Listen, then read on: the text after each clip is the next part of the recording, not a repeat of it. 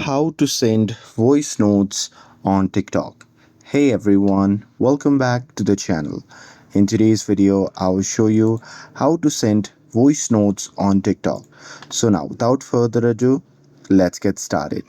So here, first thing first, open the TikTok app on your phone.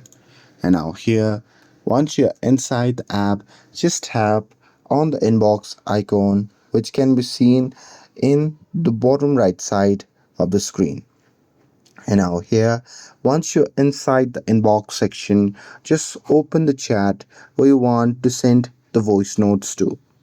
And now here, once you're inside the chat, just tap on the microphone icon, which can be seen in the bottom right corner of the screen. And now here, once you have it, that's how you can send your voice notes instantly on TikTok. With this, if you found this video helpful, then don't forget to like, share, and subscribe to get updated for more videos. Thanks for watching, and I'll see you in the next video.